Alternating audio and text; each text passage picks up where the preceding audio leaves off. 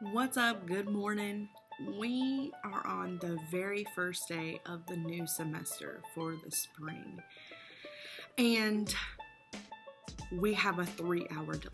So, yesterday they called it and they're like, it's going to be a 2 hour, there's going to be some ice, And then today they're like, just kidding, it's going to be a 3 hour delay. So, first day of the semester, 3 hours. I'm sitting here, I'm ready to go because it's my first time having a first period class in like 4 years, and I'm here for like 3 hours. So I was like, today is the perfect day to film. So I really wanted to do a reflection on the first semester and how I thought it went, what went well, what didn't, the things I'm going to change for the new semester, and it's the perfect day. Just as a reminder, I am a 5th year high school English teacher, and before you ask the question, I got hired when I was 21, which is why I'm so young. And it's just the way it worked out because I graduated high school when I was 17, And the classes that I taught this past semester were English 2 Honors, English 4 Inclusion, which means with an EC teacher and EC students with accommodations, and then just a plain old English 2, which we call English 2 Academic, meaning not inclusion students, but not honors. So if you see me glancing down, I just wrote down some things I want to make sure that I talk about, and yeah, so let's get started. So I'm going to start by just kind of talking about overall. So overall, I feel like it was a really good semester for me. I can feel myself becoming a stronger teacher, which is great. And I feel like each year I have it more and more together. So if you're a first or second year teacher and you're like, oh girl, I can't do this, it does get better because I swear, my first and second year, it was like every week I cried about something. And now I only cry when essays are due. So, overall it's really good. I've been trying this year to be really positive, and I can tell that it's definitely made a difference.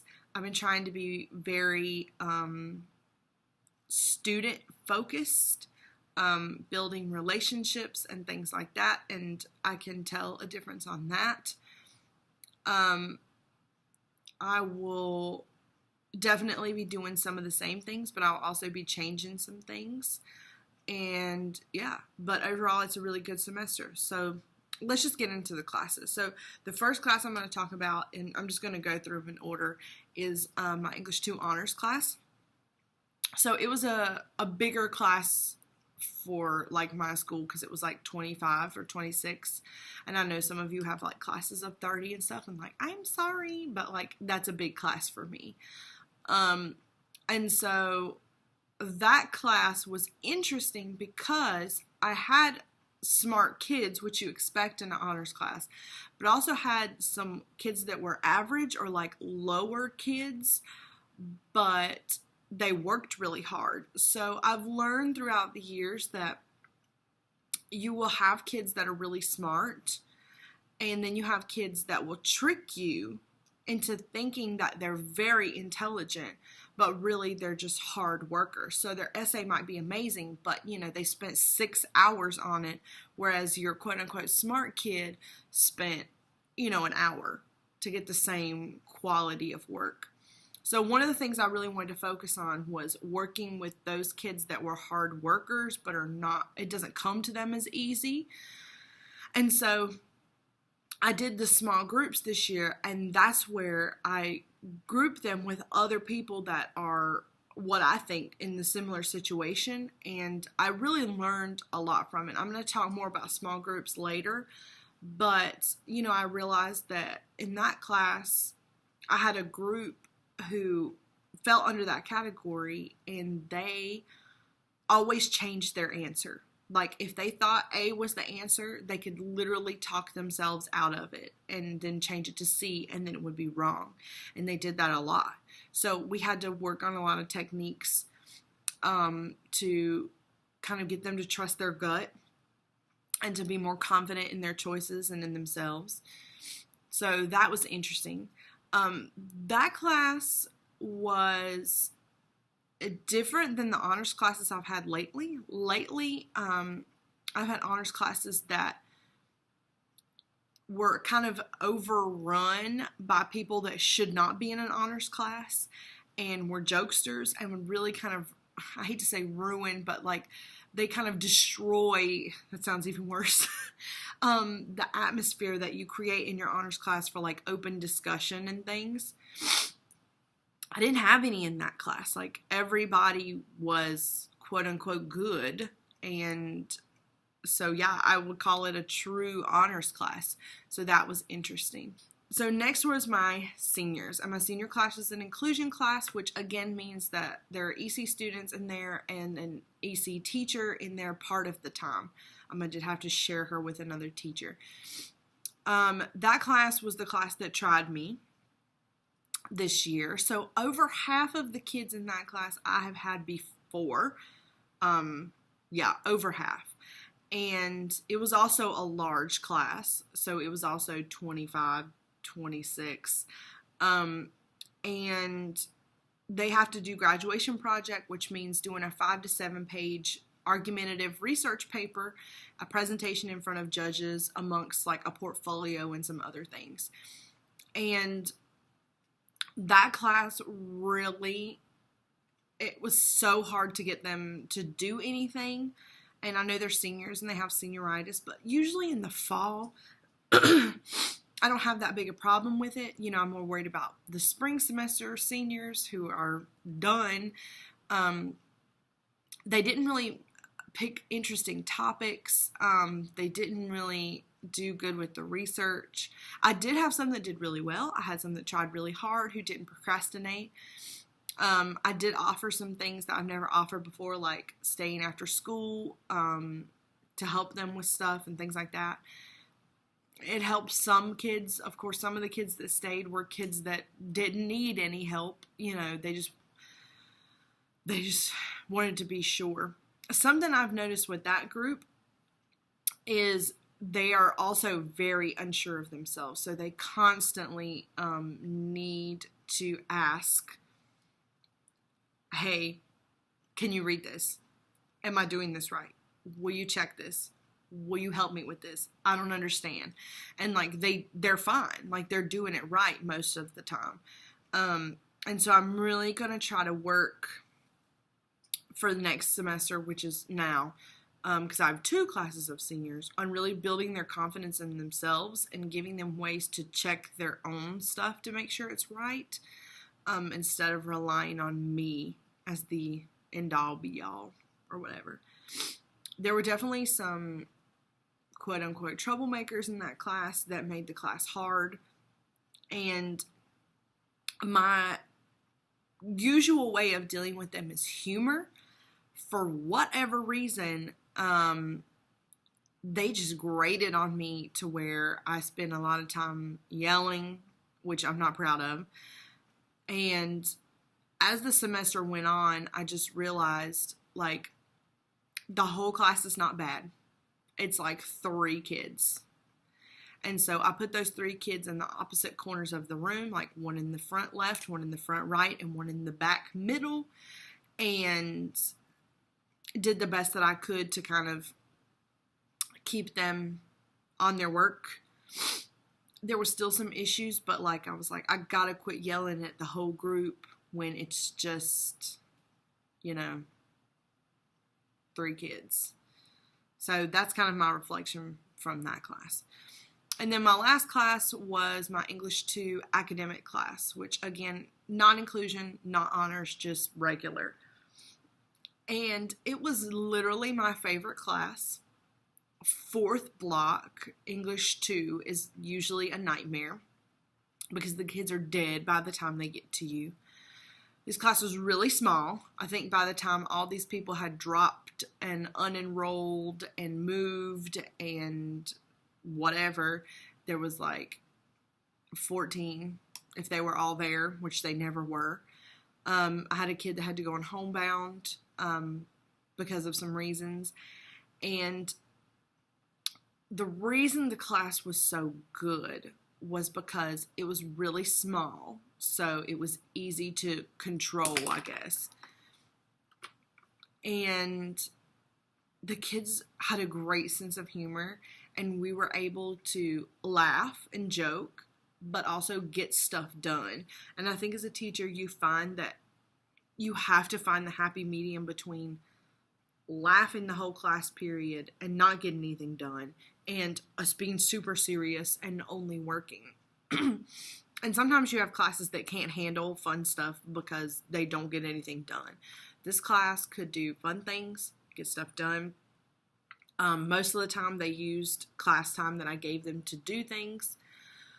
However, I did realize that for that class, I did them a disservice in the Holocaust unit, which I kind of talked about in my asking for student feedback video.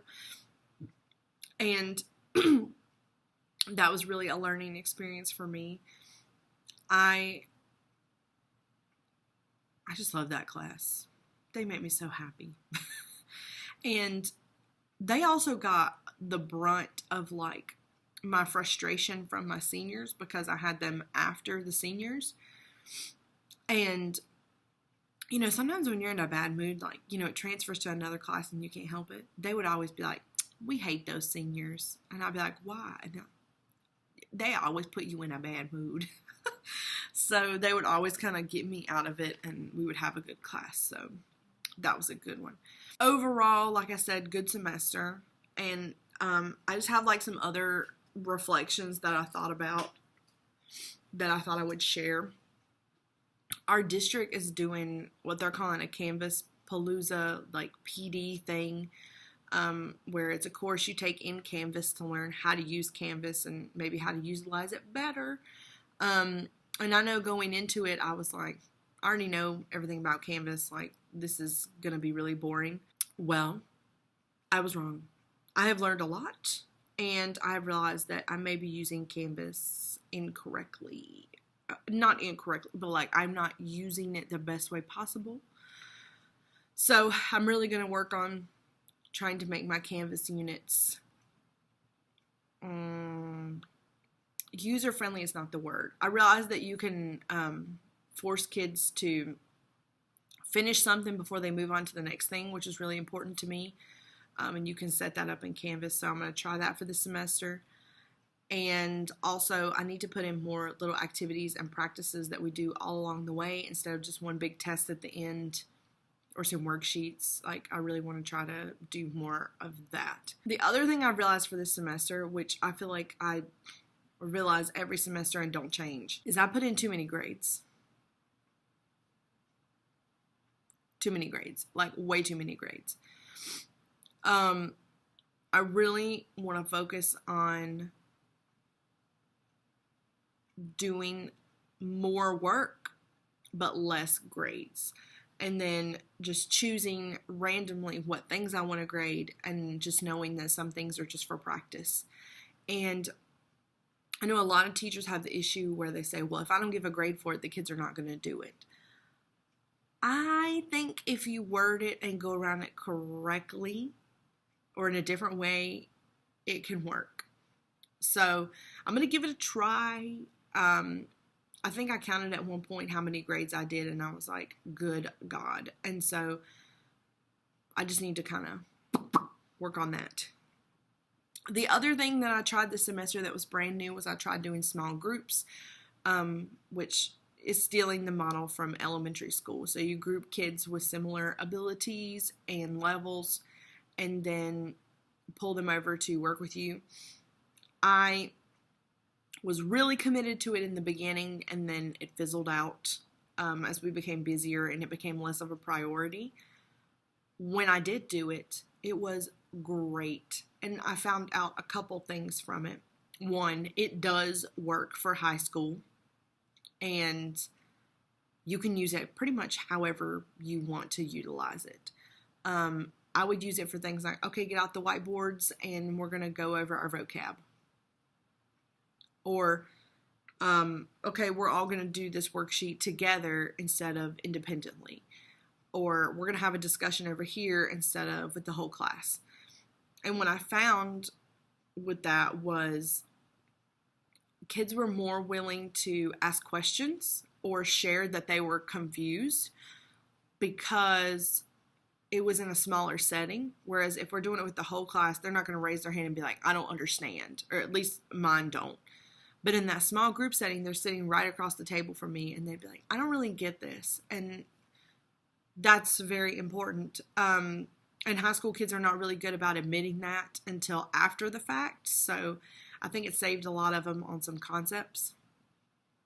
It also gave me time to really learn how that kid processes information and synthesizes information and makes connections. Because if I can see that look on their face when they're sitting right across the table from me, then I can address it right then. Whereas when it's the whole group, you don't want to like single someone out. Be like, I can tell you don't get it, or whatever. And you learn what works good for some groups and what doesn't work good for other groups. It also gave me the chance to grow some of my higher kids and then do lower activities with some of my lower kids and then kind of strengthen the middle section, which I don't know about you, but the middle kids are, I think, the hardest kids because the low kids, need a lot of attention and help. The high kids, need more to grow, but then the middle kids, you're like, well, what do I do with them? So I would really suggest giving small groups a try. The other thing that kind of goes with that is like I did get rid of my desk for the new semester and I'm just using this table, and I put another table in the back corner that's for an EC teacher or when my mom comes to volunteer, and so that's exciting. And I really want to use small groups all throughout the semester and not just at the beginning, and I'm going to fully commit to it. The last thing that I'm going to kind of reflect on is I've had sort of an epiphany, I guess, about novels in the classrooms and essays. And I'm realizing that as I teach the full essay, they need to know how to write a full essay, but there's too much happening at once for most of my kids. And so I really want to work on us doing more small writing and then me grading it for something very specific like commas, details, or quotation marks. And really working on those kind of things, vocabulary. And then maybe at the end, putting all of it together into an essay. Because I'm just finding that the essay is very overwhelming, but if I say a paragraph, maybe it's not as daunting for them. The thing I'm realizing about novels is my whole curriculum has been structured around us reading specific novels that go with specific units, and I decided, I want to switch that up. I want to do more structuring around the essential question because my kids do not understand theme. Like, I can teach it 500 times in 500 different ways from the first day of the semester to the last day before the exam, and they still do not get it. So I'm hoping if we do an essential question and then tie it throughout a bunch of different, so like a novel and then a nonfiction article and then a poem and then a short story and a thing from a movie, and we talk about theme and the essential question and we get them discussing and making connections and stuff, then maybe that will help. Because it just ain't working. So I think that's it. I mean, the semester was good. I would overall give it probably an A for one of the best semesters I've ever had, but there's always room for improvement. and there's always a place for reflection. And so I'm really ready for the new semester, and I'm ready for these new classes. My classes for the new semester are English to Inclusion, which is first block, which, as I said, I haven't had in forever, and then English 4 Inclusion, and then English 4. So 2 inclusion classes, 2 senior classes. I have also had a good chunk of these seniors already. Some of the kids in my English 2 class are kids that I've had before and have failed because they just didn't do anything. So, you know, I know I've looked at the class list for some of them, and there's some doozy children in there. And I'm hoping that building a relationship with them and really getting them to care about the class will help, and we won't have as many behavior problems. We'll just see. I'm very optimistic, and I'm ready to kick it in high gear. So tell me, what is your reflection on the first semester? You know, how were your classes? If you're a student, how were your classes? Good, bad, what grade would you give them? And then what things do you think you should change? Because there's always things that need to change. There's always time for reflection. And just let me know in the comments, or you can shoot me a message. I would love to hear how everyone else's year is going. I hope you have a good next semester. Make sure you subscribe if you haven't already, and I'll see you soon. Bye.